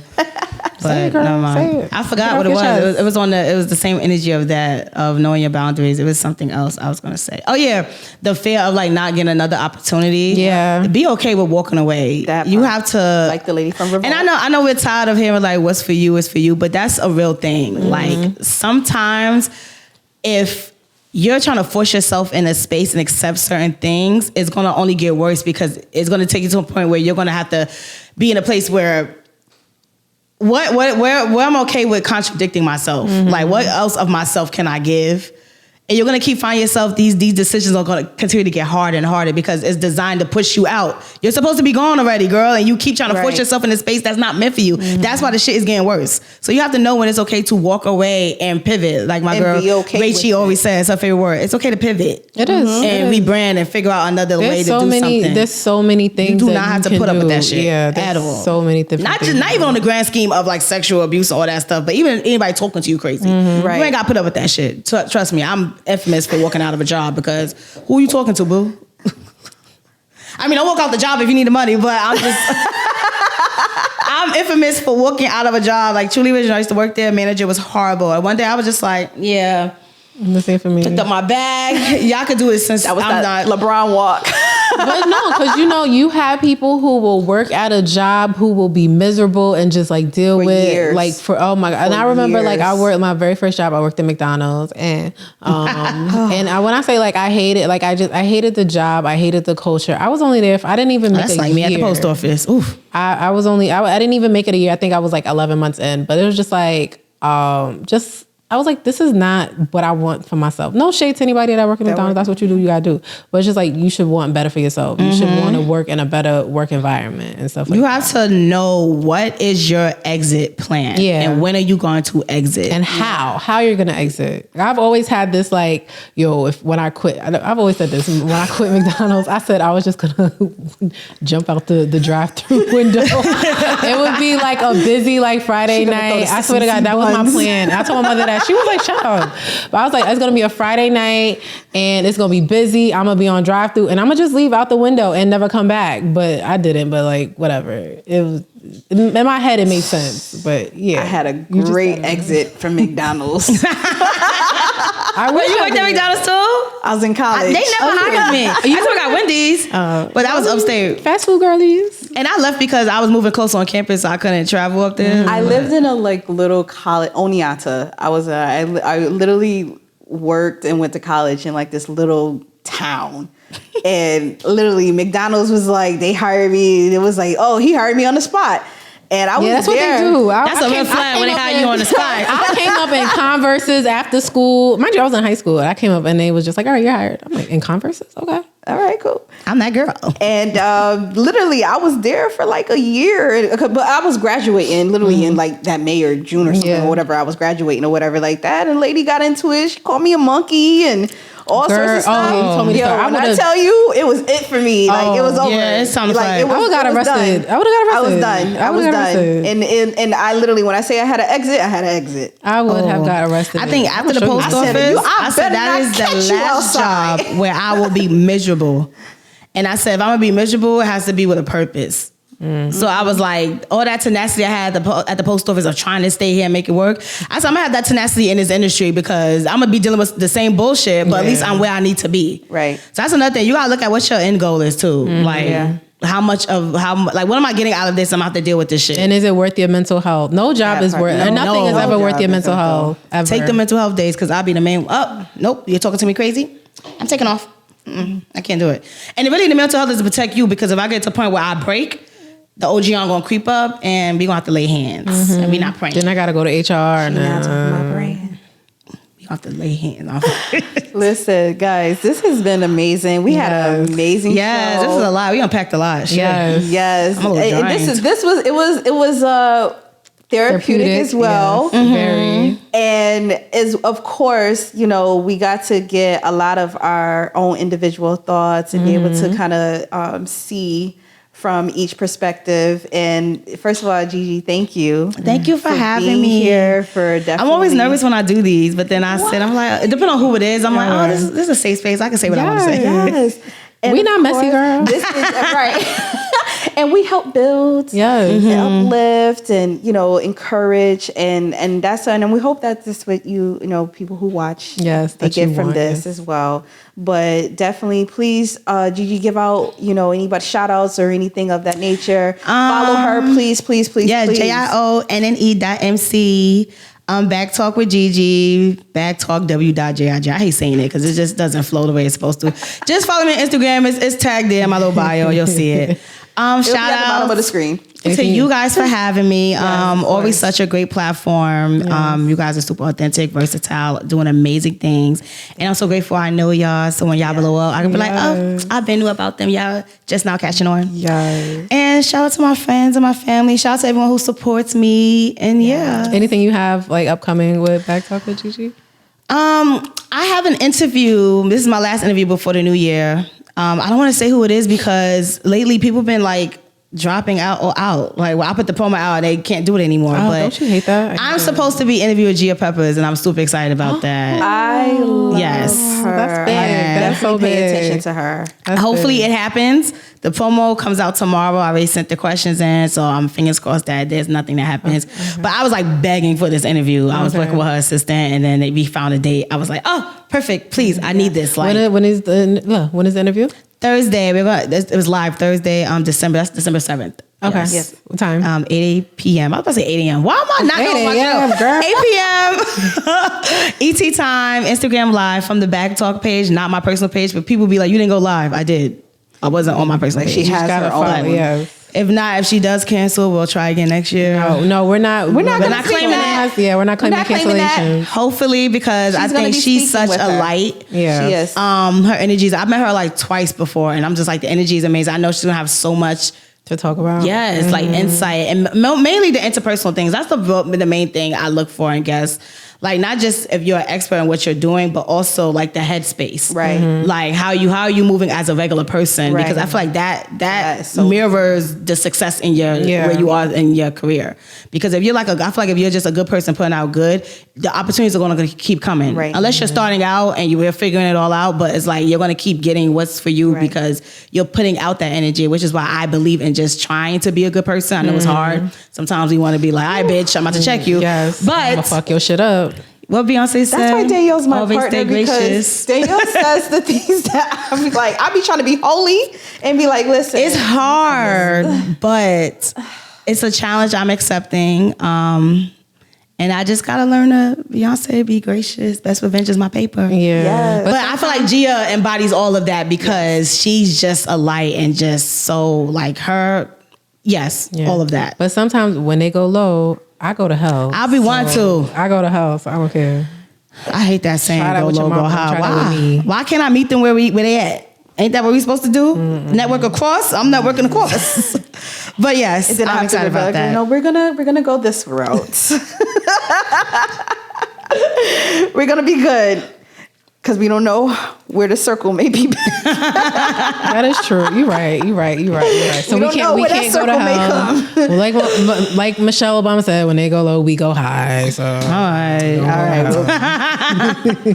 All right. But guys. once again, guys, thank you so much for just tuning in with us. Of Yes. course, you already know there's nothing realer than what we have here. Yes. All right. So guys, until next time. and have happy holidays. Yes, happy holidays. Happy Yeah, my New sweater Year. lights up. Can you guys see it? Yes. Jingle bells. Jingle bells. Let it snow. Hey. Let it snow. No, we can't. Let's do it. Trying to get fine. Can we get a little bit of let us know? We can play that on the outro. In my mind. But thank you guys. Peace. Bye.